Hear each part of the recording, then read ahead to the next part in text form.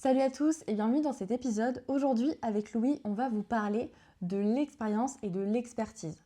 En fait, sur les réseaux, on voit beaucoup passer ça, et puis au niveau des professionnels du sport et du bien-être qu'on accompagne également, où on voit vachement ce truc de oui, mais moi, ça fait que 1 an ou 2 que je travaille, et du coup, je vais avoir beaucoup plus de mal à trouver des clients, je vais être illégitime de proposer mes offres et mes services comparé à un tel qui est là depuis 10 ans, 15 ans, 20 ans.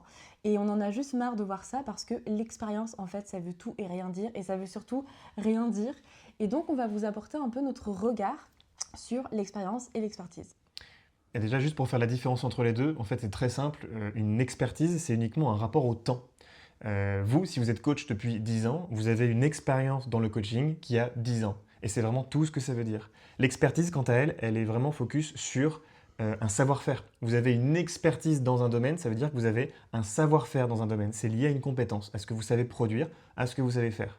Souvent, je suis d'accord, les deux vont être liés. Si vous avez 10 ans d'expérience dans un domaine, en général, ces 10 ans, vous en profitez pour acquérir forcément de l'expérience, mais aussi différentes expertises en vous formant, en étant confronté à différentes situations qui vont faire que vous serez mieux armé pour gérer votre entrepreneuriat, pour gérer votre clientèle. Malgré tout, les deux, elles ne sont pas forcément ensemble automatiquement. Vous avez des gens qui ont beaucoup d'expérience, mais qui ont très peu d'expertise parce qu'ils ne se sont juste pas formés, qu'ils n'ont juste pas continué d'évoluer dans leur métier. Expérience, c'est le temps.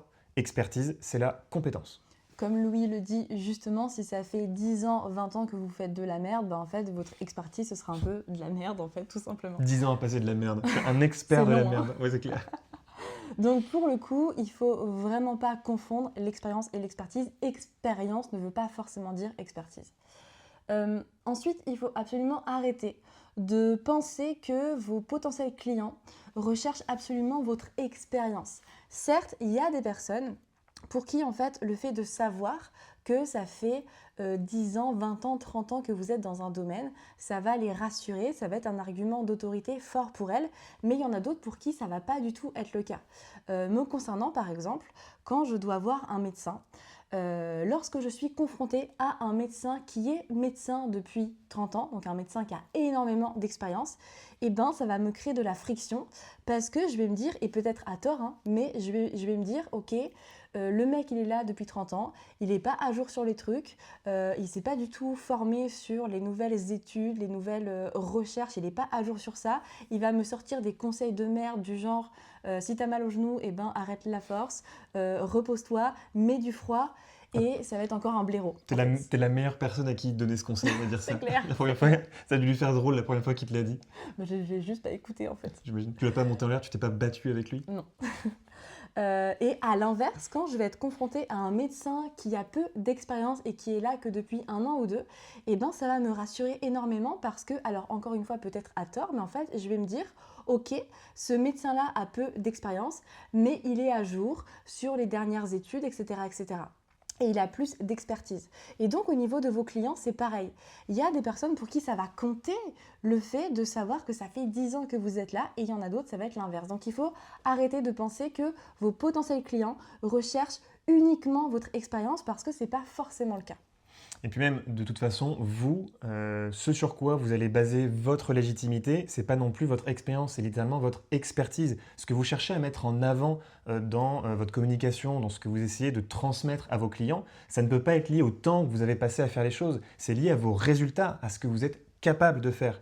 Et votre légitimité, elle peut exister uniquement si vous êtes compétent dans un domaine. Donc ça ne sert à rien d'attendre 15 ans, parce que si aujourd'hui vous ne vous sentez pas légitime, soit c'est parce que vous ne l'êtes pas. Typiquement, si vous n'avez aucune expertise parce que vous sortez tout juste de l'école ou parce que vous rentrez dans un domaine où il vous manque de la formation, déjà c'est normal, donc juste vous n'aurez pas cette légitimité-là.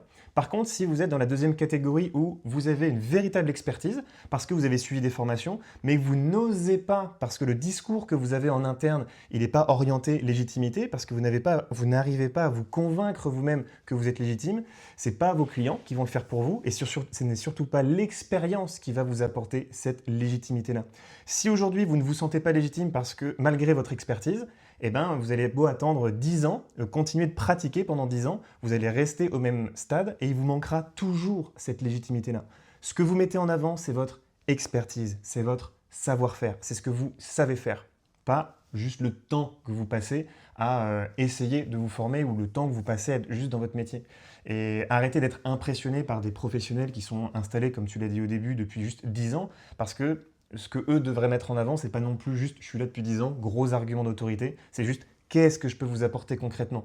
Et juste, si vous pouvez apporter des choses à vos clients parce que vous êtes compétent, allez-y, osez, lancez-vous. C'est pas parce que vous avez de l'expérience que vous êtes compétent, c'est parce que vous avez de l'expertise. Point. Et comme le dit justement Louis, au niveau de votre légitimité, si sur la planète, en fait, vous pouvez aider ne serait-ce qu'une seule personne par votre expertise, vous êtes légitime d'eux. Et ça, que ça fasse 30 ans que vous êtes là ou seulement 1 an. Donc vraiment, osez parler de vos services, de vos offres, peu importe votre expérience. En tout cas, voilà pour cet épisode assez court, mais on avait vraiment envie de mettre les choses au clair parce qu'on en a juste marre d'entendre ces idées reçues sur les expériences parce que c'est complètement biaisé. Est-ce que tu as un truc à rajouter? On fera ouais, un épisode justement sur les biais cognitifs dont tu as parlé, le rapport que tu entretiens avec un médecin qui a peu d'expérience et du coup tu te sens plus à l'aise avec lui. On fera un épisode spécifique parce que vos clients ils en ont plein la tête comme vous et on éclaircira tout ça parce que c'est un gros sujet. Mais en attendant, moi c'est à peu près tout. Eh bien, on vous remercie pour votre écoute et puis on vous dit à bientôt. Salut!